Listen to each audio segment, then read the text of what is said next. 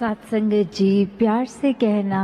धन निरंकार जी। जो प्रमाण है ये उसी का है कि आप सब संत शुरू से ही वही शिक्षा ले रहे हैं जो युगों युगों से संतों ने बताया है कि कैसे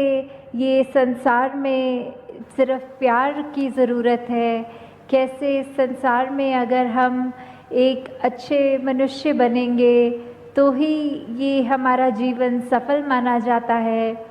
कैसे हम अगर आए हैं तो हमारे जीवन की घड़ियाँ तो सीमित ही हैं, तो हमने जितना जीवन है उसको एक अच्छा जीवन कहलाने के लायक बनाना है तो क्या करना है। उसमें हमें ये अपने आप की सबसे पहले पहचान करनी है कि हम एक मनुष्य के शरीर में हैं, तो क्या हम सिर्फ शरीर ही हैं या कुछ और हैं। तो अगर इसी को ज़्यादा गहराई में लेके जाएं तो बात वही है कि ये परमात्मा जो है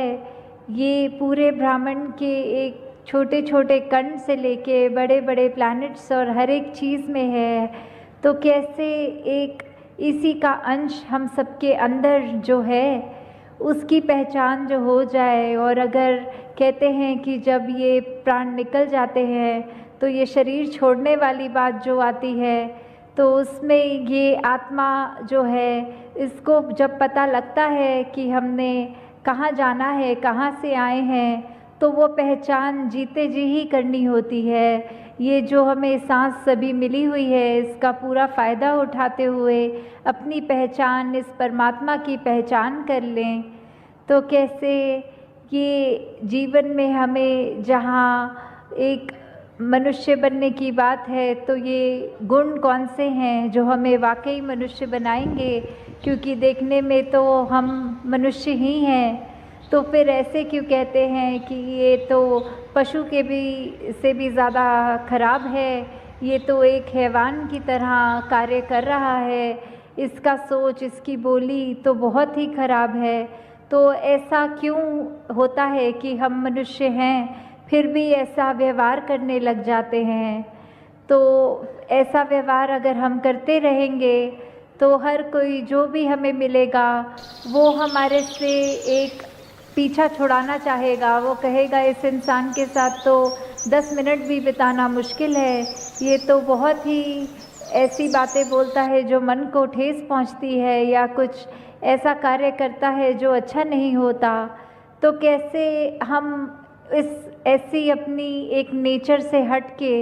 एक वाकई ही असली मनुष्य वाले कैरेक्टरिस्टिक्स, एक वो गुणों को अपनाएं। कैसे प्रेम, प्यार, निम्रता, समदृष्टि, एक दिल में करुणा लेते हुए दिल को इतना विशाल बनाना, एक नफ़रत की जगह सिर्फ एक हर एक के अंदर से खूबियाँ छांटनी कि हर मनुष्य में कोई भी कमी अगर है तो उसको ना देखते हुए सिर्फ उसमें क्या गुण हैं जो हमें भी अपने जीवन में लागू करने हैं, वो गुणों की ओर ध्यान दें। कैसे एक अगर उदाहरण है कि तेज़ाब होता है जो एसिड, अगर वो किसी भी बोतल में है, वो चाहे इतनी सुंदर बोतल भी क्यों ना हो, हमें अगर प्यास लगेगी तो हम वो तेज़ाब की बोतल चाहे कितनी भी आकर्षित लग रही हो उसको खोल के नहीं पिएंगे। हमें तो पानी चाहे ऐसी बोतल में भी मिल जाए जो देखने में बहुत ही ख़राब हो, पर हमें पता है पानी के गुण क्या हैं, ये पीने से हमारी कैसे प्यास बुझेगी। तो हमने अपने आप ही वो पानी की चाहे एक साधारण लुकिंग बोतल ही हो उसी का चुनाव करना होता है। तो ऐसे ही हम चाहे बाहर से अपने तन को भी इतना सजा लें, इतने खूबसूरत लगने लग जाएं, पर अगर मन ही कड़वा है, हमारे सोच विचार में ही बहुत मैल है, दिल में मैल है, तो कोई हमारा उस तरह से हमारे संपर्क में भी नहीं आना चाहेगा। जबकि अगर मन साफ हो तो फिर हम दिखने में चाहे सुंदर हो ना हो तो एक वो फ़र्क नहीं पड़ेगा, क्योंकि हर कोई फिर हमसे वो एक खुशबू ही एक हमारा ग्रहण कर पाएगा। तो ये अगर हमें विचार अपने अंदर हमेशा रखने होते हैं तो उसके लिए क्या करना होता है। उसके लिए तो सिर्फ यही बात है कि पहले ये ब्रह्म ज्ञान को इसके साथ निरंकार को जोड़कर अपने हर पल में इस निरंकार को जब हम याद रख के ये जीवन बिताते हैं तो वाकई ही ये दिन, ये जीवन, ये पल, ये घड़ियाँ बहुत ही खूबसूरत हो जाती हैं। हमारे अंदर ऐसी अच्छे गुणों का एक असर दिखने लगता है।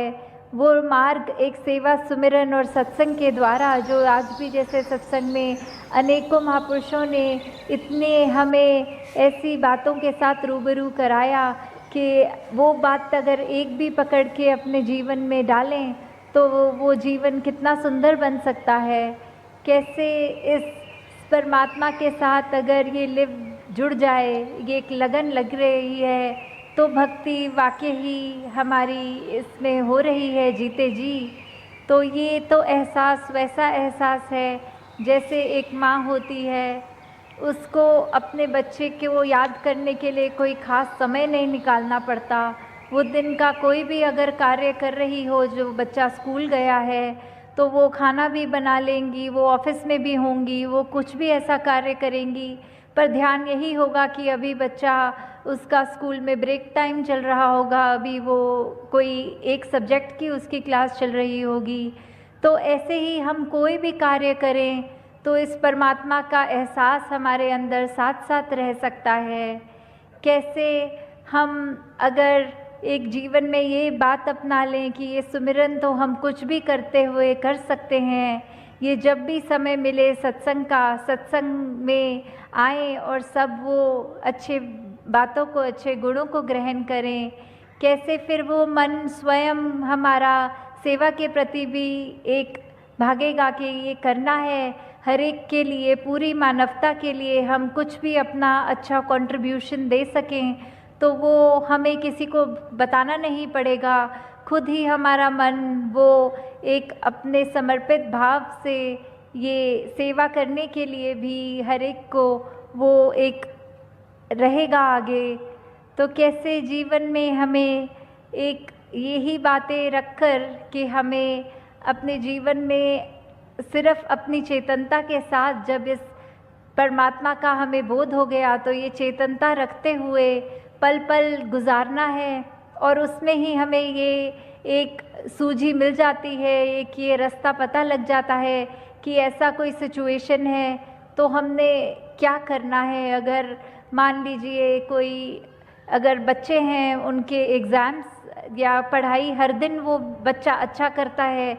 तो उसको अगर कोई सरप्राइज़ टेस्ट भी ले ले टीचर तो उसको बिल्कुल डर नहीं होता। पर अगर कोई ऐसा बच्चा है जिसने पढ़ाई ही नहीं करी तो उसको तो वो सरप्राइज़ टेस्ट से बहुत डर लगेगा कि इसकी तैयारी नहीं है और टीचर ने ले लिया। तो कैसे फिर वही बात कि हम अगर अपने पल पल में इस परमात्मा को डालेंगे तो कोई भी स्थिति आएगी जीवन में हमें वो घबराहट नहीं होगी। वो परमात्मा हमारे आगे कोई भी एक परीक्षा रखे, उसमें हमने वो सही कर्म करना है, सही सोच रखनी है, सही व्यवहार रखना है, तो फिर हमें वो परमात्मा के सरप्राइज़ टेस्ट से भी डर नहीं लगेगा और हमें हर स्थिति में पता लगेगा कि ये संतमति है, ये ही मार्ग है, इसको अपनाएंगे तो सब कार्य अपने आप एक सहज भाव में अच्छे अच्छे होते जाएंगे। तो दासी आपका और समय नहीं लेगी, तो दासी इन्हीं शब्दों से आपसे आज्ञा लेगी कि दातार हर एक पे कृपा करे कि ये भक्ति भरा जीवन हर एक के हिस्से में आए। ये निरंकार प्रभु परमात्मा हर एक के जीवन में पल पल उस तरह हर एक कोई उसको याद रखे, जैसे ये सांसें हम ऐसे ले रहे हैं वैसे ही ये परमात्मा का सुमिरन अंदर चलता रहे। साथ संगत जी, प्यार से कहना, धन निरंकार जी।